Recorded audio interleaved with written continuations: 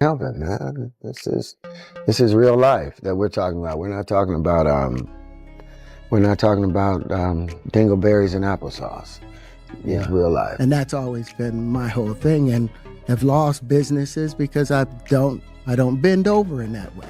I don't compromise. I don't play gay roles. I don't kiss a man. I don't do that. You do it, right? Yeah. I know you've been heavy on social media talking about it. He did it. And I'm the only one who's been vocal about this long before it actually. But I also didn't participate. I also didn't go to those parties. No. Puffy invited me for weeks, asking me to come and teach him how to, wanted me to be his acting coach for a while. He wants to hang out with you next week, and I was like, for what? He's like, I think he's trying to f*** you. Terrence Howard worked on my first film, Get Rich or Die Trying with me. He's a good friend of mine. Hold on to your seats, because the Diddy saga just took a turn so wild, so unexpected. It's like something straight out of a Hollywood thriller. We thought we'd seen it all, the Cassie lawsuit, the raids, the accusations. But just when you thought the chaos couldn't possibly escalate any further, bam! 50 Cent, the master of drama, and Terrence Howard, a man known for speaking his mind, have detonated a truth bomb that's sending shockwaves rippling through the entire entertainment industry. Suddenly, whispers of freaky worlds and hidden Hollywood darkness are exploding into the mainstream. Did 50 Cent, in his own inimitable way, actually intervene to save Terrence Howard from getting entangled in Diddy's alleged web? And what exactly is Terrence Howard now daring to expose? We're talking about secrets buried deep within the industry's underbelly, the kind that powerful people desperately want to stay hidden. Get ready, because this story is about to unravel at warp speed, and trust me, you absolutely cannot afford to miss a single jaw-dropping revelation. I'm always right. It's like when I'm right, and when I'm wrong, I could have been right, so I'm still right because I could have been wrong. In case you missed it, Terrence Howard The ground zero for this latest earthquake? Terrence Howard's no-holds-barred appearance on the PBD Podcast. If you haven't seen it, you need to. It's not just an interview, it's a raw, unfiltered confession. Terrence didn't just dip his toe into controversy, he cannonballed right in, claiming that some of the biggest names in the entertainment world have willingly, knowingly traded their very integrity for a golden ticket to those ultra-exclusive, high-level industry parties. Think about that for a second. Trading integrity. What does that even mean in Hollywood terms? But he didn't stop at vague accusations. He then laser focused on Diddy, practically stating that the same exact kind of morally bankrupt behavior was rampant at Diddy's now infamous parties. Remember Terrence's chilling words, "That was all the people that went to the Puffy party. That was all the people that did all those things thinking that there was never going to be a consequence for what they were doing. Got punked out and pimped out." He didn't mince words. He painted a picture of celebrities willingly sacrificing something deeply personal, something fundamental for access and perceived power. And then came the truly haunting part. Terrence hinted that many who walked into those parties were fundamentally changed, carrying the weight of what went down. He said, "You can see how some of these stars are still carrying the weight of what went down. Whatever happened at those parties left marks, and not the kind that fade. Marks that don't fade." That's a chilling suggestion of psychological and perhaps even spiritual damage inflicted behind closed doors. 2. Do all those things. When you give up those things, but when you give up your manhood, I've never seen somebody recover from it. That was all the people that went to the Puffy party. But Terrence wasn't content with broad strokes. He got intensely personal, aiming directly at Diddy. He dropped the bombshell allegation that Diddy himself, Sean Combs, actually made a direct advance towards him. Let's rewind to how it supposedly began. Diddy, initially, presented a professional front, reaching out to Terrence under the guise of needing acting coaching. He wanted Terrence to teach him how to, wanted me to be his acting coach for a while. It sounded legitimate, almost flattering. But then, according to Terrence, the dynamic abruptly shifted. Diddy's interest in acting seemed to evaporate, replaced by an intense, almost fixated interest in Terrence's music. So I come over there and I play the music, and he's sitting there just looking at me like waiting. It was during this unsettling encounter that Terrence's assistant, a crucial figure in this narrative, stepped in with a stark warning. The assistant, sensing the palpable tension and the shift in Diddy's demeanor, told Terrence point blank, "You know he wants to hang out with you next week. I think he's trying to you." Trying to you. The implication is clear and deeply disturbing. Terrence's response in the interview was unequivocal. "Hell yeah," he said, when asked if he shut it down. He stood his ground, refusing to engage with whatever Diddy was allegedly suggesting. This wasn't just about a business proposition gone wrong. It was, according to Terrence, a direct challenge to his personal boundaries and his sense of self. That was all the people that went to the Puffy parties. That was all the people that did all those things thinking that there was never going to be a consequence for what they were doing. Got punked out and pimped out by some greater desire. You shouldn't have a greater desire than being a man. So I believe that's a big problem with a lot of the actors out there because they get fluid. And next thing you know, once you go fluid, it's gone.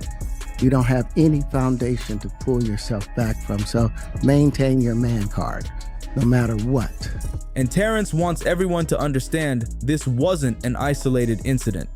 He expanded on the pattern, revealing that Diddy wasn't the only powerful producer in Hollywood who had made similar unwanted advances.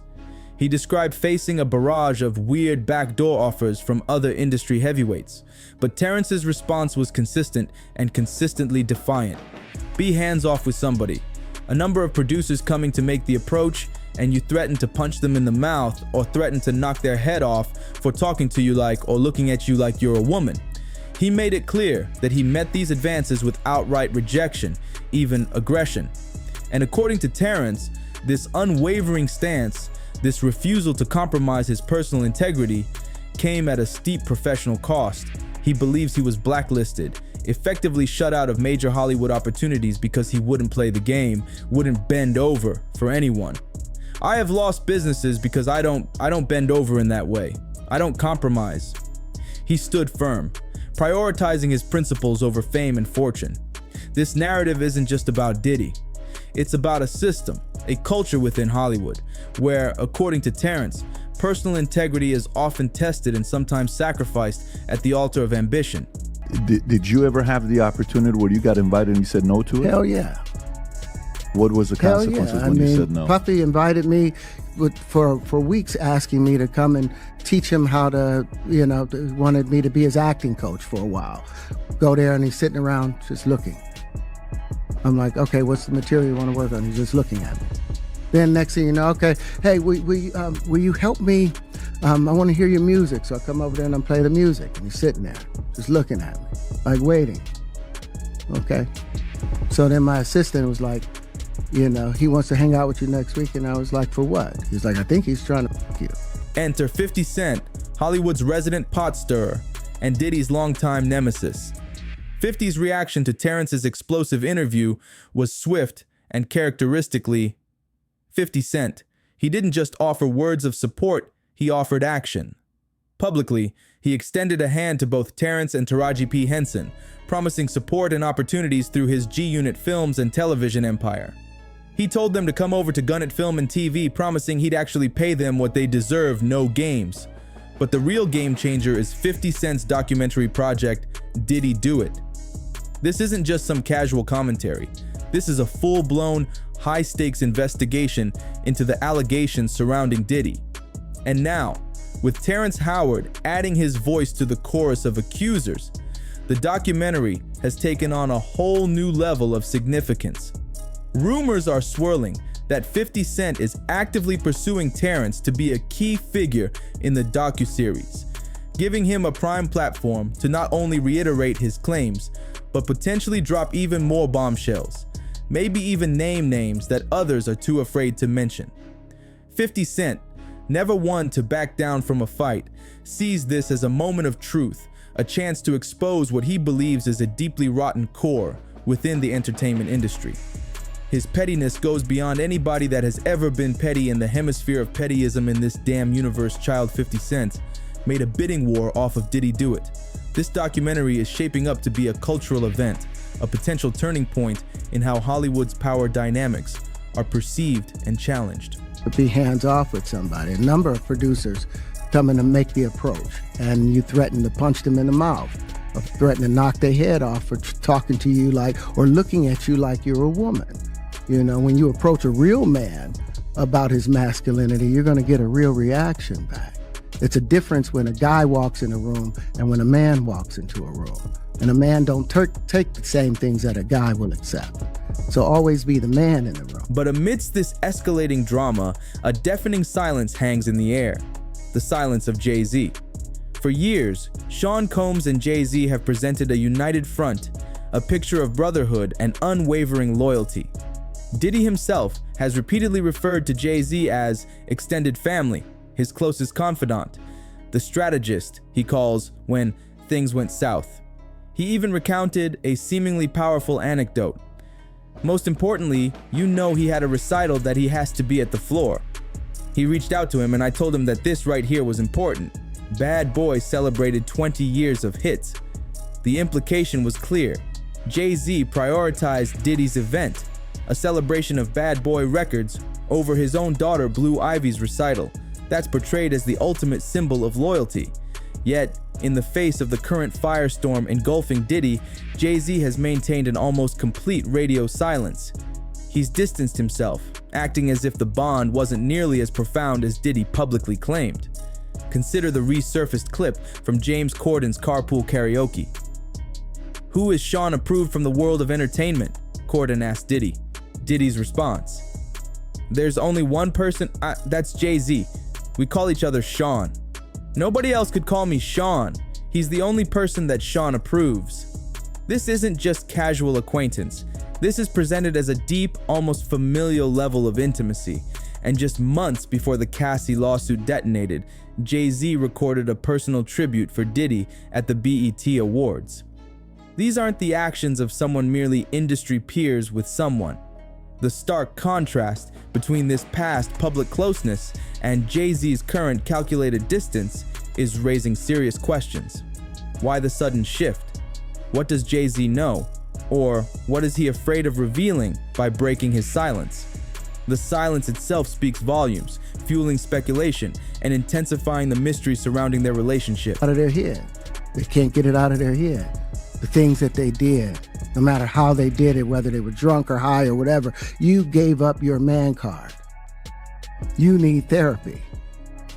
And that's the thing that hurts them the most. And so they end up on drugs, end up every way to try and get rid of any principles there are. And that's what the business does. And the women that trade their bodies to go and get the role, they get to the point where they have their Oscar, they have their money, but they don't have their dream. They don't have the soul that they started with. So it's like achieving don't mean anything.